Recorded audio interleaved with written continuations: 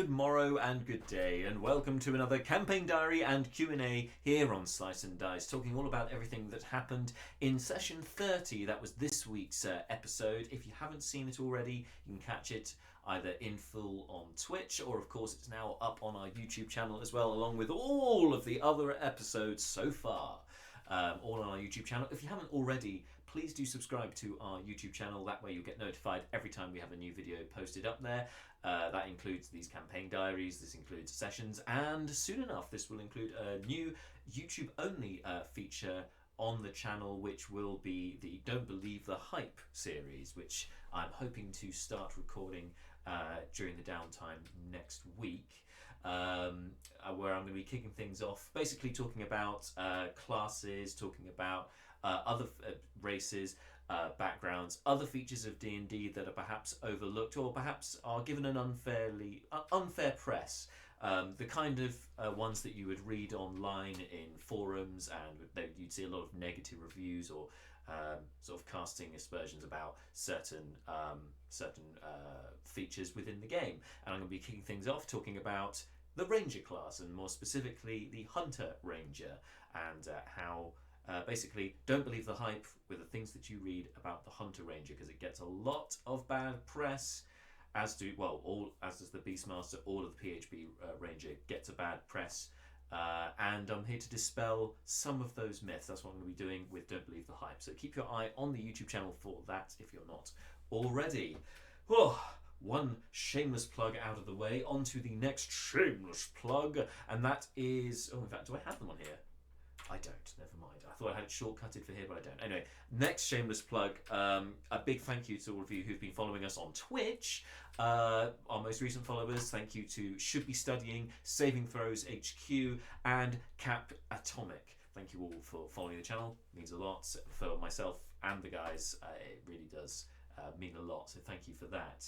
And if you haven't followed us already and joined us on our Discord, here are the details how to join right here. Just copy that link, copy it down on your keyboard or whatever, and come join us on Discord, and you can chat to us throughout the week. We leave a lot of memes in one particular channel. We talk about stuff that's going on in the campaign, other useful stuff, also unrelated stuff as well, like what we've been getting up to outside of the main game. For instance, this week, our good friend and elven sorcerer, that's Marta, that's playing Neris, not Marta herself isn't an elven sorcerer as far as I'm aware. Anyway, she's been off in America at PAX East playing Henshin, so she's been updating us about what's been going on with that, and also dropping videos all over social media, which has been much appreciated. Thank you. So thank you for that. Now, a final plug, and no, two more plugs to go, two more, and then that'll be it, I swear. Next one, our competition. We've got a new giveaway this week, with thanks to our friends at Creature Cave. You can get hold of this dragon bundle I've got in here. What have we got? Well, unfortunately I neatly packaged it away because I didn't anticipate that I would get it out later to show you on the stream. But anyway, the winner of this competition will receive not one enamel pin badge, but two enamel pin badges. Here's the second one, green dragon, along with your red dragon. But you won't just win those. Oh no, because also you win these berry dragon stickers. You'll also win, in addition to those stickers, all of this original artwork, all these berry dragons, original artwork by the very talented Verity at Creature Cave. So if you want to be in with a chance of winning this lovely dragon bundle I have in front of me, all you've got to do is write #dragons in the chat if you're watching us live on Twitch. If you're watching us on YouTube, I'm sorry, you won't be able to enter that way. But you can also enter via a couple of posts on our social media channel. If you're not following us already, it's all at slice&d6. So follow that if you're not already, and you can enter up until the closing date, which is midnight GMT on Sunday, because we'll be announcing the winner live here on the stream on Monday. And final announcement, speaking of Monday, we've got a very, very special one-shot stream coming on Monday, where we'll be joined by the creators, would you believe, of a new up-and-coming board game, Theurgy. I nearly said Theurgy, which is wrong. Theurgy. We met the guys, the creators, Charlotte and Ollie, at Dragon Meet back in November, and so Marshall, James and I then got the opportunity to play a game of Theurgy just to kind of test it with the game makers at a board game cafe. It was a lot of fun, and we said, guys, you've got to come on the channel. And they accepted, would you believe? So they'll be joining us on Monday for a very special Theurgy one-shot. Come join us for that. That's normal time, 6 p.m. here on the channel. We'll be playing that. I'm making some title cards as we speak to kind of help you guys understand some of the different moves that go on in the game, just to kind of get you to grips with the rules of the game and how it works. And it's all very exciting because this is all pre-release. The game has not officially gone up on online yet, so, but it will be soon, I'm sure. So we'll be probably shamelessly plugging that throughout the stream on Monday as well. So anyway, as I said, come join us for that Monday at 6 p.m. Whew! That's quite a few shameless plugs today, so sorry about that, but just needed to get them off my chest. Anyway, so let's talk about what happened in the last session. So, session 30, obviously an anniversary for us anyway, so I wanted to make sure that there was something memorable and interesting in this session, which in some ways would have been tricky because session 30's really been the wrap-up, the kind of the kind of epilogue to the quest which the party have been on for quite some time, which is the tainted wine, the werewolf plot at Rackfell Manor, the kind of werewolf whodunit at Rackfell Manor. As the group had found the culprit, they'd also managed to apprehend Fleeting Look, who has since transformed into a werewolf. He seems to have contracted lycanthropy, and so they've got to keep him under control, which they managed to do in the last session. And so today it was really, this session was really about the aftermath, so the morning after the night before, seeing who had survived in the nobility, who had survived but had contracted lycanthropy, because that causes a complication in itself, and then to kind of reward the heroes for their part. And the nobility, those who were still alive, were very thankful to our heroes for saving them. But then also kind of where do we go next? And so if it hadn't have been for the fact that it was the 30th session, a milestone session, it may well have been a lot more subdued and a lot sort of more relaxed pace as we kind of see our party move on back to Hilberg and retrace their footsteps. And more importantly, they've got other sort of plot lines to take up, because the werewolf plot is effectively done and dusted now. And so it would have seen them just kind of walking back to Hilberg, or getting back to Hilberg in whatever fashion they saw fit, and probably we would have skipped over it for the most part, unless there was something specific that they wanted to do on their travels home, because really kind of want to get to the next part of the story. And the most worrying thing at the moment is where their missing party member Nerys is. But there are some things that have been left open with the werewolf plot, which you may or may not have noticed. So first of all, there's the question of the cure, because Fleeting Look, as well as two of the nobility, Greta Grouse and an as yet unnamed noble, have all contracted lycanthropy. And the group have posited that there must be a cure. They must be able to acquire a cure, as they were given a potion that cures a curse from Councillor Potter back in Hilberg before they travelled out. So if one exists, then there must be others. Of course, I reminded in the session, because I think they had forgotten that as it was quite a while ago, let's be fair, that the potion they were given, they were told at the time, they only had one, and it was very rare, and it was very old. So they did not know if more of them exist. And so that's kind of in itself a difficulty for the party. Like, well, surely it stands to reason if there's one, there must be more out there somewhere. But where? And will they be able to get a hold of it as conveniently as they hope they will? It was also kind of that was then compounded by the fact that you had Rexland Shortclaw, a paladin of the Order of the Broken Fang, who are their sole task is to deal with the supernatural and these unnatural threats to the world. And he had been trained, as he believes most of his order had been trained to kill undead and lycanthropes and the like, to just slay them on sight rather than curing them. It's not something he had heard of. So the fact that he hadn't heard of a cure and the party just happened to have one raises some eyebrows, opens up some questions in of itself. Now Rexlan has since kind of recruited Kajira, the half-orc barbarian, which you may remember is Marta's second character that she brought in while Neris has been missing, to kind of help him and perhaps join the order alongside him, as she seems to be a good person having a fight. And let's be fair, as a barbarian, I think she's a berserker barbarian. She's getting like 3 attacks with her frenzied rage and stuff. Yes, that is a good person to have in a fight, to be fair. So he's kind of recruited her, and they offered to take the werewolf captives back to Delvator, to the headquarters of the Order of the Broken Fang. But the party decided that they didn't want to do that, and fair enough, that's up to them. But I've left things open enough, I think, that the Order are certainly going to be reappearing in the story, as I hope Rexland himself does, because he's been a lot of fun to play as an NPC. I mean, I do have fun with NPCs anyway, but Rexland has kind of been involved, I think, the most with the party. He's been the most stalwart companion of the party so far, and that's been a lot of fun, and I hope he returns, but we shall see where that goes with the party. So anyway, over the last week I have been devising, just putting together just a one-off encounter for our 30th session, and this particular one I've concocted. I thought it would be over and out within one session, but as per usual, that's not what happened, because it took most of the session to actually get to that encounter on the road.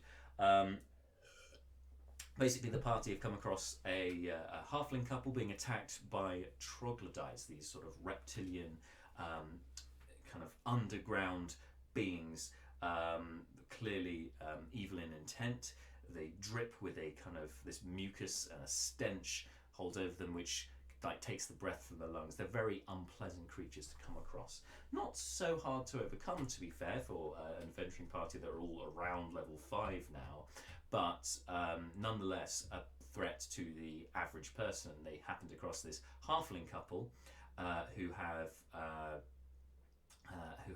sort of been attacked, but managed to not be taken. However, it appears that their only son Pip was snatched by these troglodytes and has been taken back to their lair, which is very scary. So the party, following this lead, have then found this kind of I think, although it's a spoiler, I'll say it anyway. It's quite clear this is an old dwarven settlement of some variety, because inside this cavern, going down the sort of chimney-esque kind of chute, down at the bottom there is an underground lake, so down a waterfall, and also a water wheel inside with some kind of water mill. Not sure what's inside that, what it was meant to produce, but it's still there. So it's the signs of society there. As to how much of this old dwarven settlement still remains, is yet to be seen, as the party did not get that far into it. As when they entered this cavern, they were then attacked by troglodytes, and their leader, this toad-like giant, sort of a cross between an ogre and a toad. That's the kind of the description I gave. This being that seems to have a tongue that reaches 15 feet, which is pretty scary on its own, but also the fact that it seems to ingest people and party members, as it did with Seth. It swallowed him, caused a lot of necrotic damage to Seth, nearly knocking him out, and actually it's very lucky that he can sneak attack whilst inside the being.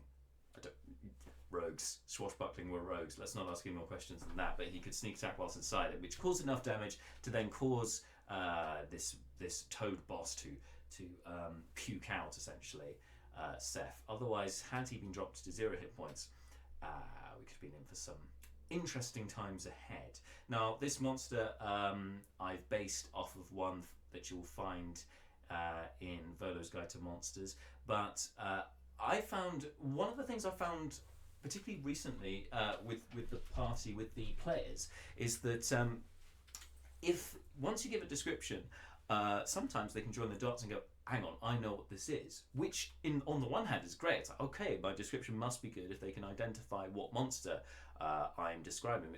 Actually, in the session, as I was describing the troglodytes for the first time, Marshall pulled out straight away a picture and said, I think it's this, and showed the rest of the party. And he was spot on. Fair enough. That's great. What's the tricky part here is basically not metagaming. That's I think that's a real sort of sticking point for me. I'm fine for people to go, okay, I know what this is, but my character wouldn't know what this is. That's the distinction you have to make, and I think a lot of players find difficulty in doing that. I for the most part haven't had a problem as a player doing it. I think when I was relatively new to playing D&D, I think there was a temptation to kind of look up and go, okay, I think I know what this monster is. Ooh, they have vulnerabilities to this, I could use this. But although it makes me sound like an old man, and I really haven't been playing for that long to be even classed as that, I think it's cheating. for lack of a better word, I think metagaming is cheating, and I don't like to cheat. So I like to draw a distinction and go, okay, I know what this is, and that's cool, but my character doesn't yet know what this is. So perhaps once your character has encountered these beings once or twice, perhaps then you could learn some of their weaknesses and so on. But otherwise, you shouldn't know it. You shouldn't know that information beforehand. There are some things that you could maybe deduce. Okay, my character probably could join the dots here and go, this being is made of fire. Maybe cold damage would be good against it. You know, for instance. But you know, there's got to be, there should be as little a leap in logic as possible, in my view. So at the table, I'm very conscious that I don't want. Whilst I'm grateful and happy when players identify what I'm describing because it means I'm doing a good job. What I'm not happy with is if they then use that information and look up what this being is to then try and manipulate a situation so that they have the best possible sort of they optimize their kind of hits and so on against these beings. I think for minions, even still, maybe it's not such a big problem. Like, you can probably let it slide if they start using bludgeoning weapons against skeletons. But, you know, again, logic, it's like, okay, maybe a hammer would be quite good to like knock bones around better than a piercing, slashing weapon would. Okay, maybe that would make sense. But I think for bosses in particular, I think that shouldn't really be done, because boss battles are meant to be special, meant to be exciting, and they're not meant to be walkovers. They should be a challenge involved, and they're also meant to be rare. They're not meant to happen all the time. So when you have these more rare monsters appearing, it's uncharacterful and I would say unsporting to then just look them up and then use the details from what you've looked up. But the ways to combat this as a DM, if this is a problem for you, in a way that I'm certainly going to be appropriating, is to basically just change it. Just change the monster. So whilst I've based this boss off a particular monster that you would find in Volo's Guide to Monsters, I have made certain changes to it. Certain very slight changes, but enough of a change that then, even if the players look up what this monster is, they won't know exactly how it works, or may be surprised by some of the results in a combat should one happen. And also, but then even aside from that, they may be surprised about the story that's been woven around it, because there is a bit of a story, a bit of lore for them to uncover. Now, this won't be for a few weeks yet, as we're taking a couple of weeks off, because next week is the Theurgy one-shot. The week after, I can't make it because I have commitments, but we'll be back then 3 weeks after that to rejoin the campaign so we can pick up on that story. Other things we have to pick up on next time will be Neris's story, as Marta will finally be back to join the table, and with Kajira gone, we now want to pull focus back to Neris, as the group's next objective is to go and find Neris and rescue her from wherever she has been taken. They know that she's been taken because a doppelganger has been posing as her and has told them that under a zone of truth, although the doppelganger won't tell them where Neris is, or who has taken them other than allies of theirs. They have agreed under zone of truth to lead them there, and that's the bargain that's been struck by the doppelganger. A famously unreliable and mischievous being, however, was forced to tell the truth. So we'll see what happens with that going forward. I'm really excited for that, to see how that goes anyway. But basically, this session, other things I think that we got out of the session, it feels like I've kind of breezed over this, and in fairness, I have. But yeah, as I said, it was more of a wrap up and sort of tying up loose ends kind of session, but also opening up more lines of inquiry for later. So the group still have the two lycanthropes with them.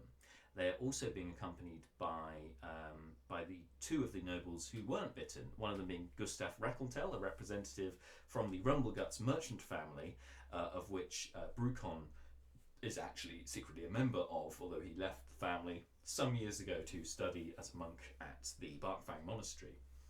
And Gustav clearly has not been with the family all that long, as he doesn't recognise Brucon at all. It's never crossed his mind that there's a resemblance there.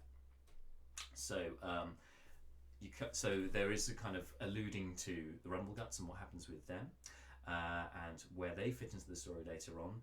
And then equally, the second noble, a halfling, has actually come from Morningill, which you may remember the party very early on were heading towards Morningill. They actually went to Halfrage, a village on the outskirts, where they broke into a manufactory, and lots of shenanigans went on there, along with a halfling inquisitive investigator type known as Callie Shallows, who again should come into the story again at some point. So the loose ends, the plot lines that now the party have to deal with the werewolf plot taken care of. First of all, they have the stone form of the petrified form, should I say, of Lady Helene Grenforth. So they need to find some way to bring the lady back from being turned to stone. This could be a tall order for them, as it's been a long time now since she's been turned to stone. And also, actually, if you look in the player's handbook and Dungeon Master's Guide and so on, and all the material for Dungeons and Dragons, there doesn't really appear to be a lot to help somebody who's been turned to stone come back. So we'll see what happens with that. And then also, they've got, as I said, the doppelganger inside a chest currently, locked away, who's going to be leading them to find Neris. And then thirdly, we've got one that will reveal itself a bit more in the next session, and that is Seth and the medallion. The medallion that he took from the lair of the Rat King all those sessions ago, has been talking to him quite a few times, and it was under the guidance of this medallion that Neris was brought back from the dead using some sort of dark magic ritual, which was it's quite haunting for some of the players, and some of the trickery has been going on. So that will come back into the story, the medallion, because that is a. I was going to say smoking gun. It's more of a Chekhov's gun at this point. It's the gun that hasn't been fired, but it's there. Definitely going to be stuff going on with that. Equally, one of the biggest discoveries most recently was that of the Guild of the Many Masks, or the Many Masked God. Where do they fit into it? Apparently they're this clandestine organisation from Isk. Where do they fit into all of this? Have the party actually come across members of this organisation before, unknowingly, because they're all about illusions and disguises? Yes, they have, but I won't tell you who. And sort of where does that go? Where does that fit into it? what's going on? There's so many different things. So it's a lot for the party to think about there. And one final thing, which I mustn't forget, because we did have some good character development story stuff in session 30, and I'm looking forward to more of that. I was actually talking to DK earlier this week, and he was kind of inquiring, because it seemed to be doing a lot of combat recently, and he said basically how you would award XP for social encounters and all that sort of thing, and basically asked, are we going to be doing quite a more social encounters, because I feel like we're doing a lot of combat. And it's true, we have. And actually, I think he pointed out himself that really it's because plans have gone wrong that they've ended up having to do combat with things. If things had gone differently, they could have certainly avoided combat in certain situations, that's true. But anyway, in terms of character development in session 30, we had a lot with Leo Bryn, because I feel like out of all of the characters so far, he's the one that we've learnt the least about. And although the characters the other characters in the party haven't really asked Leo Bryn all that much about his background, he tends to be quite secretive about it anyway. That doesn't mean that as a warlock, his patron is not watching him. One thing that was referenced in the kind of dream sequence that he had, it was referring to the Feywild, and so Leo Bryn was familiar with this environment, but actually seeing his lady before him, there appears, or it was inferred in these visions that there is some connection between his patron, the lady around the first blooming, of the spring court in the Feywild. Woohoo, lore. There's more on that somewhere. I think I've put it on World Anvil. I've certainly got it on my computer, but whether I put it on World Anvil, I can't remember. But check it out. Let me know either way. The other thing, in addition to that, is he was told by Morag, the elderly lady who performed fortune telling and so on, at the Weary Traveller in Hero's Landing, to seek out a mirror ball. Sorry, I kept saying mirror ball, but actually what I meant to say it wasn't a mirror ball at all. It's a glass ball. It was blanked again. A fortune teller's ball, a crystal ball. Crystal ball. Don't know why I was saying mirror ball. Anyway, a crystal ball that apparently belonged to her sister, and should she find it, his patron will know. She will know. That's what he was told. And he may well be close to finding it. But will he like what he finds when he finds it?